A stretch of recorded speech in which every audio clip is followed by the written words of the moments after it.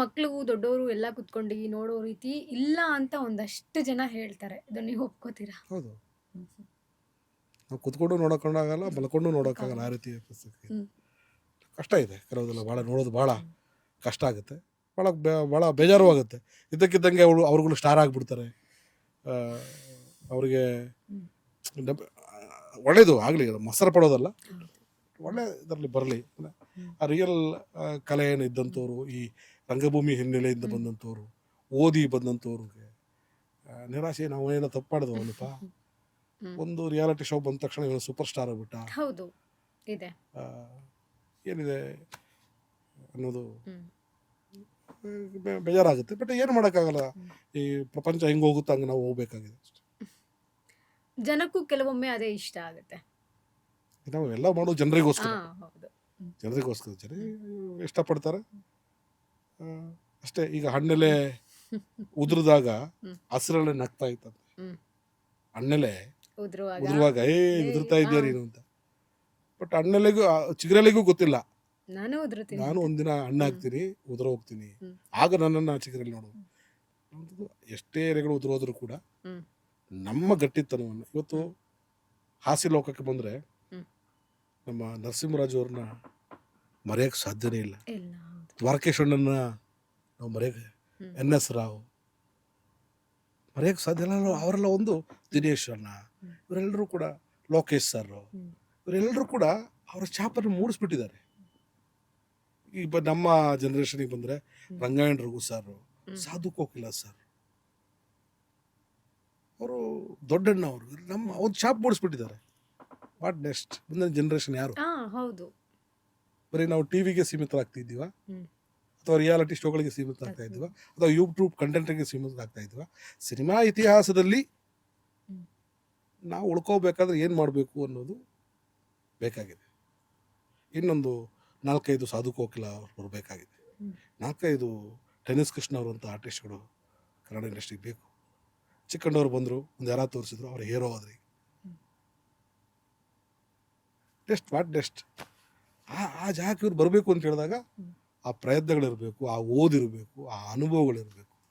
Sir, ಒಬ್ಬ ಒಳ್ಳೆ comedian ಆಗಬೇಕು ಅಂದರೆ ಆಗಬೇಕು ಅಂತ ಇರೋರಿಗೆ ನಿಮ್ಮ ಒಂದಷ್ಟು ಸಲಹೆಗಳು? ಒಳ್ಳೆ ಮನುಷ್ಯರಾಗಿರ್ಬೇಕು, ಒಳ್ಳೆ ಮನಸ್ಸಿರಬೇಕು. ನಾನು ಏನು ಹೇಳ್ತಾ ಇದ್ದೀನಿ, ಇದರಿಂದ ಏನಾಗುತ್ತೆ, ಏನು ಪ್ರತಿಕ್ರಿಯೆ ಸಿಗ್ಬೋದು, ಇಲ್ಲಿ ಸಿಕ್ಕುವ ಚಪ್ಪಾಳೆಗಳು ಮಾತ್ರ ಅಲ್ಲ, ಫ್ಲೋರಲ್ಲಿ ಸಿಕ್ಕುವ ಚಪ್ಪಾಳೆ ಮಾತ್ರ. ಇದು ಟೆಲಿಕಾಸ್ಟ್ ಆದಮೇಲೆ, ಅದು ಬಂದ ಮೇಲೆ ಜನ ಏನು ಅಂದ್ಕೋತಾರೆ, ಇದು ನಾನು ಹೇಳ್ಬೋದಾ ಅನ್ನೋ ಪರಿಜ್ಞಾನ ಅವನಿಗಿರಬೇಕು. ಇಷ್ಟಿದ್ರೆ ಜನನೇ ಇಷ್ಟಪಡಕ್ಕೆ ಸ್ಟಾರ್ಟ್ ಮಾಡ್ತಾರೆ. ನನಗೆ ತುಂಬ ಸುಸ್ತಾಗಿದೆ, ಸಾಕು ಸರ್. ಎರಡೇ ಖುಷಿ. ಏನು ಸರ್ ಇದು? ಸರ್, ಲಾಸ್ಟ್ ಟೈಮ್ ನಾನು ನಿಮ್ಮನ್ನ ಇಂಟರ್ವ್ಯೂ ಮಾಡಿದಾಗ ನೀವು ಹೇಳಿದ್ರಿ, ಅಂದ್ರೆ ಅವಾಗ ಬಿಗ್ ಬಾಸ್ ನಡೀತಾ ಇತ್ತು, ರಕ್ಷಿತಾ ಗೆಲ್ಬೇಕು ಆದ್ರೆ ಗಿಲ್ಲಿ ಗೆಲ್ತಾರೆ ಅಂತ. ಸೊ ಹಂಗೆ ಆಯ್ತು, ಗಿಲ್ಲಿ ಅವ್ರು ಫಸ್ಟ್, ರಕ್ಷಿತಾ ಅವ್ರು ಸೆಕೆಂಡ್ ಬಂದ್ರು. ಸೊ ಈಗ ಸೀಸನ್ 13 ಬರ್ತಾ ಇದೆ. ಸೊ ನೀವು ಏನಾದ್ರು ಹೋಗುವಂತ ನಿರೀಕ್ಷೆ ಮಾಡ್ಬೋದಾ? ಬಂದಿದ್ದೀರಲ್ಲ, ಎಷ್ಟು ಸಲ ಕರ್ಕೊಂಡು ಹೋಗ್ತಾರೆ ಸರ್? ಮತ್ತೆ ನಿಮ್ಮ ನೀವು ಇನ್ಫ್ಲೂಯೆನ್ಸ್ ಮಾಡಿಸಿ ಕರ್ಕೊಂಡು ಹೋಗಿ, ನಾವಿಬ್ರು ಒಟ್ಟಿಗೆ ಹೋಗೋಣ. ಯಾಕೆ ಇನ್ಫ್ಲೂಯೆನ್ಸ್ ಮಾಡಿ ಕರ್ಕೊಂಡು ಹೋಗಿ, ನನಗಿಷ್ಟ ಬಿಗ್ ಬಾಸ್ ಮನೆಗೆ ಹೋಗೋದು ಇಷ್ಟ. ಈ ಸಲ ಪಬ್ಲಿಕ್ಸ್ ಬರ್ತಾರಂತೆ ಸರ್. ಹೋಗೋಣ, ಚೆನ್ನಾಗಿರುತ್ತೆ.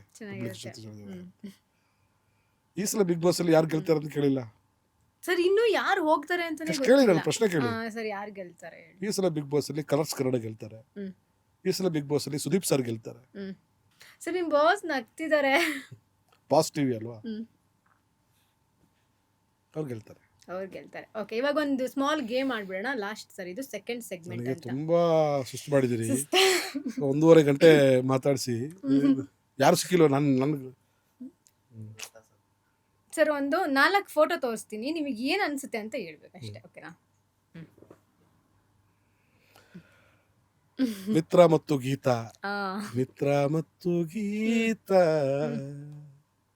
ಜೋಡಿಯಾಗಲೆಂದ ಬರೆದಾಗಿದೆ ಆ ಬ್ರಹ್ಮನು. ಖುಷಿ. ಓಕೆ. ನನ್ನ ಬಾಸು ನೀನು, ನನ್ನ ಮಗಳು, ನನ್ನ ಪ್ರೀತಿ ಬಾಸು ನೀನು. ಬಾಸ್ ಅವಳು. ಬಾಸ್. ಸೊ ನನ್ನ ಮೊಬೈಲ್ ಅವಳ ಹೆಸರು ಸೋನಿಯಾ ಮೈ ಬಾಸ್ ಅಂತ ಹಾಕೋದು. ಸೋನಿಯಾ ಮೈ ಬಾಸ್. ತುಂಬಾ ಇಷ್ಟಪಡ್ತೀರಾ ಮಗಳನ್ನ? ಹೆದರ್ತೀನಿ ಒಳಗೆ. ಹೆದರುತ್ತೀರಾ? ಸರ್, ರಾಗ ರಾಗ ನನ್ನ ಜೀವನದ ಅಮೂಲ್ಯವಾದಂಥ ಸಿನಿಮಾ. ಪಿ ಸಿ ಶೇಖರ್ ಅವರು ನನಗೆ ಕಟ್ಕೊಟ್ಟಂಥ ದೊಡ್ಡ ಒಂದು ಕೊಡುಗೆ. ನಾನು ಈ ಥರ ಆ ಥರ ರಾಗ ಅಂತ ಸಿನಿಮಾನ ಅಭಿನಯಿಸಿದ್ದು, ನಿರ್ಮಾಣ ಮಾಡಿದ್ದು, ಆ ಕ್ವಾಲಿಟಿ ಟೆಕ್ನಿಷಿಯನ್ಸನ್ನು ಕರ್ಕೊಂಬಂದು ಸಿನಿಮಾ ನಾನು ಮಾಡಿದ್ದು ಭಾಳ ಖುಷಿ ಇದೆ. ರಾಗ ಅಂದರೆ ಮಿತ್ರ, ಮಿತ್ರ ಅಂದರೆ ರಾಗ. ರಾಗ ತಾಳ ತಪ್ಪಿರ್ಬೋದು, ಆದರೆ ರಾಗ ರಾಗನೇ.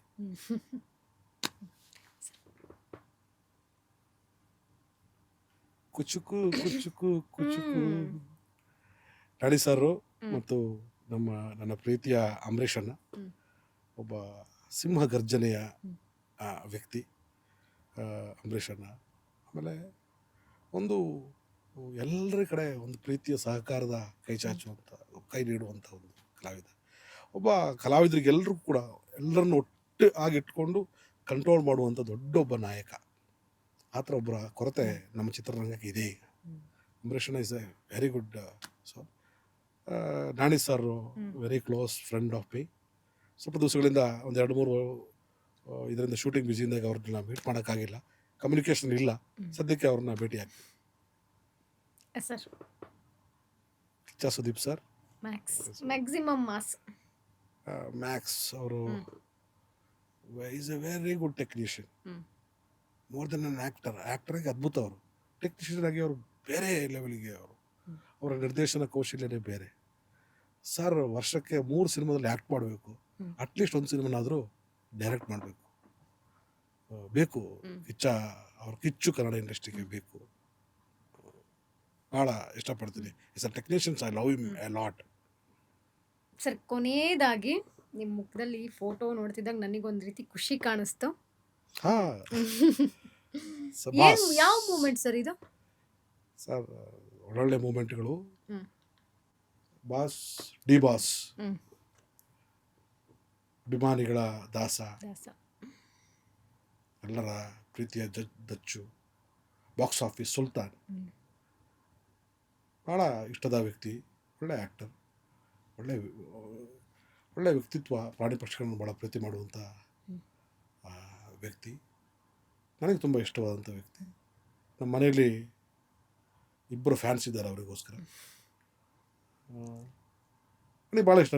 ನಾನು ಕಲಾವಿದರಾಗಿ ಚಿತ್ರರಂಗಕ್ಕೆ ಬರೋದಕ್ಕೂ ಮುಂಚೆ ನನ್ನನ್ನು ರಂಗಭೂಮಿಯಲ್ಲಿ ನೋಡಿ ನನ್ನ ಅಪ್ರಿಷಿಯೇಟ್ ಮಾಡಿದಂಥವ್ರು. ಅವ್ರ ಜೊತೆ ನಾನು ಸಿನಿಮಾದಲ್ಲಿ ಅಭಿನಯಿಸಿದ್ರು ಕೂಡ ಎಲ್ಲೆಲ್ಲಿ 100 ಜನ 200 ಜನ ಬಂದಿದ್ರು ಕೂಡ ಬನ್ನಿ ಕಲಾವಿದರೆ ಅಂತ ಬರೋದಕ್ಕೆ ಬಾಚಿ ತಪ್ಪುವಂಥ ಒಂದು ಪ್ರೀತಿ. ಅವ್ರ ಜೊತೆ ಕಳೆದಂಥ ಕೆಲವು ಮಧುರ ಕ್ಷಣಗಳು, ಮಾಡಿದಂಥ ಊಟ ಎಲ್ಲವೂ ಕೂಡ ನನಗೆ. ನೀವು ಅಡುಗೆ ಮಾಡಿಕೊಟ್ಟಿದ್ದೀರಾ? ಬಿರಿಯಾನಿ. ಹೌದೌದು, ಬಿರಿಯಾನಿ, ಫಿಶ್ ಎಲ್ಲ ಬೇರೆ ಊಟದ ವಿಚಾರ ಬೇರೆ. ಈಗಿನ ಪರಿಸ್ಥಿತಿ ಬಗ್ಗೆ ನನಗೆ ಭಾಳ ವಿಷಾದ ಇದೆ. ಆದಷ್ಟು ಬೇಗ ಎಲ್ಲ ಕಾನೂನು ತೊಡಕುಗಳಿಂದ ಇವರು ಆಚೆ ಬಂದು ಮತ್ತೆ ಬಾಕ್ಸ್ ಆಫೀಸ್ ಉತ್ತರನಾಗಲಿ ಮಿಂಚಲಿ, ಸಾಕಷ್ಟು ಟೆಕ್ನಿಷಿಯನ್ಸ್ಗೆ ಕೆಲಸ ಕೊಡಲಿ, ಸಿನಿಮಾ ಅಭಿಮಾನಿಗಳನ್ನು, ಅವರ ಸೆಲೆಬ್ರಿಟೀಸ್ಗಳನ್ನು ಎಂಜಾಯ್ ಮಾಡಿಸ್ಲಿ ಅಂತ ನಾನು ಕೇಳ್ಕೊತಾ ಇದ್ದೀನಿ. ಆದಷ್ಟು ಬೇಗ ಆಚೆ ಬರಲಿ ಅಂತ ಕೇಳ್ಕೊತಾ ಇದ್ದೀನಿ. ಸರ್, ತುಂಬ ವಿಚಾರಗಳನ್ನು ಚರ್ಚೆ ಮಾಡಿದ್ವಿ. ಸಿಕ್ಕಾಪಟ್ಟೆ ಆಯಿತು. ಯಾವ ಚಾನಲ್ಗೆ ಯಾವುದಕ್ಕೂ ಇಷ್ಟೊಂದು ಹೇಳಿಲ್ಲ. ಅಷ್ಟು ಯಾಕೋ ಏನು ಬಂದ ತಕ್ಷಣ ಕಾಫಿ ಕೊಟ್ಬಿಟ್ಟು. ಸರ್, ಫೈನಲಿ ಇದೇ 24ನೇ ತಾರೀಕು ಕರಾವಳಿ ಸಿನಿಮಾ ರಿಲೀಸ್ ಆಗ್ತಿದೆ. ಸೊ ನಮ್ಮ ಕನ್ನಡದ ಪ್ರೇಕ್ಷಕರಿಗೆ ಏನು ಹೇಳಕ್ಕೆ ಇಷ್ಟೊತ್ತು ನನ್ನ ಮಾತನ್ನು ನೀವು ಕೇಳಿದಿರಿ. ಪ್ರಾಮಾಣಿಕವಾಗಿ ನನ್ನ ಮನಸ್ಸಲ್ಲಿದ್ದದನ್ನು ನಾನು ನಿಮಗೆ ಹೇಳಿದ್ದೀನಿ. ನನ್ನ ಮಾತಲ್ಲಿ ನಿಮಗೆ ಏನಾದರೂ ತಪ್ಪುಗಳಾಗಿದ್ದರೆ ದಯವಿಟ್ಟು ಕ್ಷಮಿಸಿ. ಅದು ಬಿಟ್ಟು ಕಮೆಂಟ್ ಸೆಕ್ಷನಲ್ಲಿ ನನ್ನ ಬಣ್ಣದ ಬಗ್ಗೆ, ನನ್ನ ಭಾಷೆಯ ಬಗ್ಗೆ ಕಮೆಂಟ್ ಮಾಡಬೇಡಿ. ಯಾಕಂದರೆ ಒಂದು ಸಣ್ಣ ಕಮೆಂಟಿಂದ ಏನೆಲ್ಲ ಆಯಿತು ಅನ್ನೋಂಥ ನೀವು ನೋಡಿದ್ದೀರಿ. ನಾವು